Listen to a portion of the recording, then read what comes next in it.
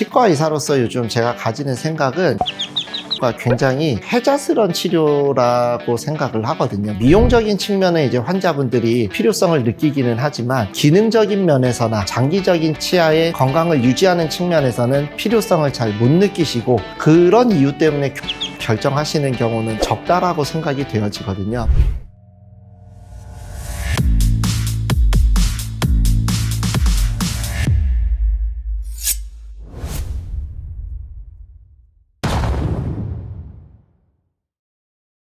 안녕하십니까. 치과의 성지연 채널의 성지연 원장입니다. 오늘은 어떤 경우에 교정을 하면 좋을지, 교정을 통해서 어떤 이점을 얻을 수 있는지에 대해서 말씀을 드려보려고 합니다. 부정교합이 있어도 불편하지만 않으면 하지 말라, 그런 내용도 있던데 거기에 대해서 저는 찬성하지는 않습니다. 환자분들이 느끼는 불편함이라는 거는 정도나 기준이 굉장히 다양합니다. 어떤 분들은 어떻게 지내셨지 하지만 불편하지 않았다라고 하시는 분들도 있고, 어떤 분들은 약간의 차이 가지고도 크게 불편함을 호소하시는 분들도 있거든요. 당장은 크게 불편하지는 않다고 하더라도 교합이 좋지 않다라고 하면은 치아들 입장에서는 큰 부담을 가지고 일을 하게 되는 경우가 많습니다. 장기적으로는 치아가 빨리 상하고 망가지는 경우도 있기 때문에 본인께서 불편함을 느끼지는 않는다고 하더라도 한번 고민을 해보시는 것도 나쁘지 않을까라고 생각을 해요. 첫 번째로는 치아가 이제 삐뚤빼뚤하다, 이런 경우는 치아를 품을 수 있는 입안의 공간에 비해서 치아 크기의 총합이 더 크기 때문에 치아가 좋은 위치로 반듯하게 나오지 못하고 삐뚤빼뚤해지는 현상이 생기게 되는데요. 치아가 겹치게 되다 보면은 칫솔이 그 틈 사이를 비집고 들어가지를 못해서 관리가 안 되는 사각지대가 생기게 됩니다. 그로 인해서 그쪽이 계속 치석이 쌓이게 되고 치주염이 진행이 빨라지는 경우가 있습니다. 치과 의사 입장에서 환자분에게 교정을 권하는 거는 미용적인 면도 없지는 않겠지만 위생적인 측면에서 치아가 상할 것 같다라고 하면 권장드리는 경우도 있습니다. 치아 넓이의 총합이 치아를 품을 수 있는 공간에 비해서 적은 경우에는 듬성듬성 공간이 생깁니다. 치아가 나야 될 개수만큼 나지 않거나 치아의 형태 자체가 정상적인 형태에 비해서 굉장히 얇게 나거나 그런 경우에도 이런 현상들이 생기게 되거든요. 치아가 벌어져 있으면 그 틈 사이가 까맣게 보이거든요. 충치가 생겼나 싶기도 하고 음식물이 잘 끼기도 하기 때문에 이런 경우에도 교정을 통해서 개선할 수 있을 것 같습니다.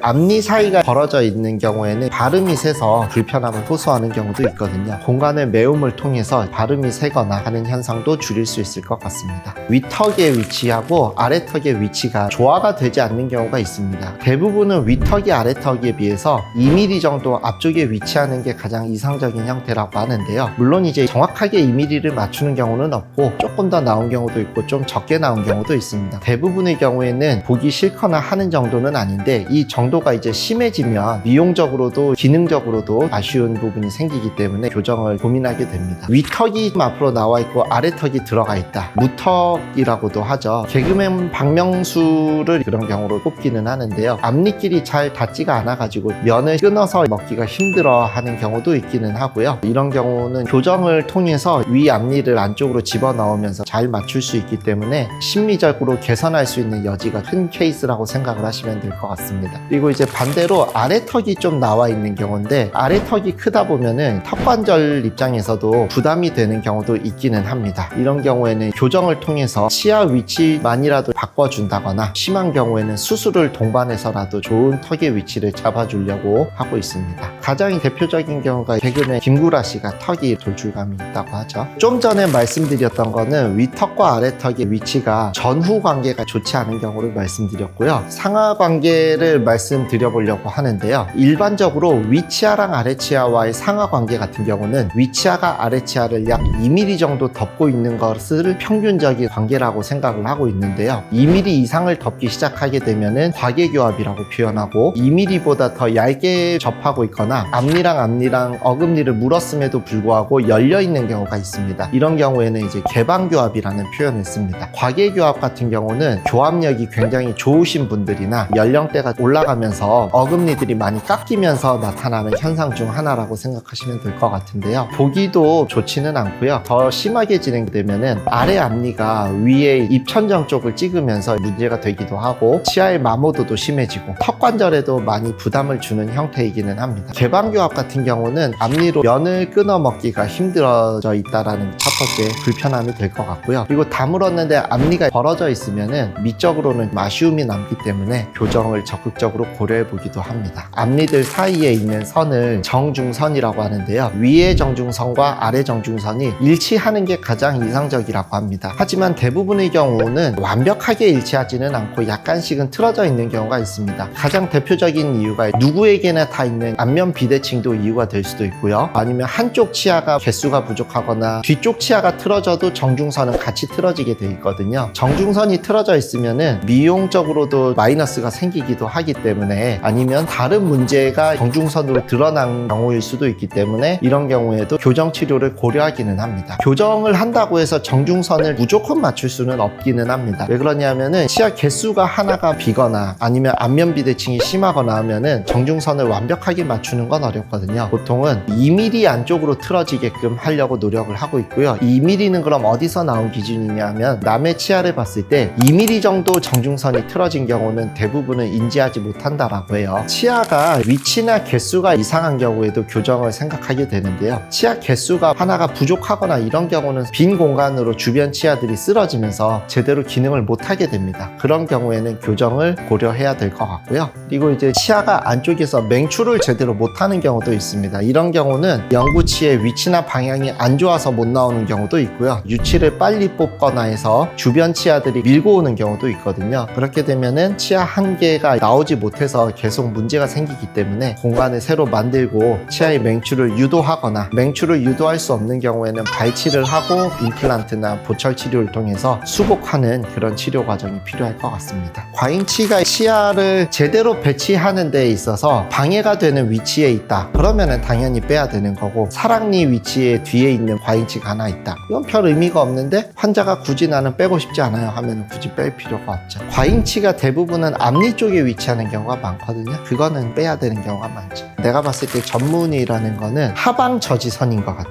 최소한 교정과 전문의 선생님이라고 하면은 인증받은 대학병원에서 커리큘럼을 이수하고 시험을 통과하셨다라는 거니까 최소한 이 이상은 하실 거다라는 하방선이라고 하죠. 일반 치과의사는 교정을 얼마 하세요 하면은 0에서 100 사이가 될 수 있을 것 같고 교정과 전문의는 짜다라고 느낄 수 있지만 70에서 100 아니면 80에서 100 정도 사이에서 형성돼 있을 거라고 생각을 하는데 일반인 선생님 중에서도 또 잘하시는 선생님들도 있기 때문에 꼭 교정과 전문의한테 이걸 해야 된다라고 생각하지는 않아요. 오늘 교정을 고려하시게 되는 상황에 대해서 정리를 해봤고요. 치과 의사로서 요즘 제가 가지는 생각은 교정 치료가 굉장히 해자스러운 치료라고 생각을 하거든요. 무슨 의미냐면은 미용적인, 기능적인, 위생적인 측면 등등에서 충분히 가치가 있고 얻는 점이 많다라고 생각이 되어져요. 미용적인 측면에 이제 환자분들이 필요성을 느끼기는 하지만 기능적인 면에서나 장기적인 치아의 건강을 유지하는 측면에서는 필요성을 잘 못 느끼시고 그런 이유 때문에 교정을 결정하시는 경우는 적다라고 생각이 되어지거든요. 교정 치료가 많은 시간과 노력이 필요하기는 하지만 직종에 있는 사람으로서 느꼈을 때는 환자분들께서 희생해야 되는 거에 비해서 많은 걸 드릴 수 있겠구나라고 생각이 되어집니다. 그래서 본인께서는 필요성을 못 느끼신다고 하더라도 치과 의사가 교정의 필요성에 대해서 말씀을 하셨다라고 하면은 고려해 보시는 게 좋지 않을까라고 생각이 되어집니다. 영상이 교정을 고민하시거나 생각하시는 분들께 조금이나마 도움이 됐으면 좋겠습니다. 오늘 영상 여기까지 하겠습니다. 시청해 주셔서 감사합니다.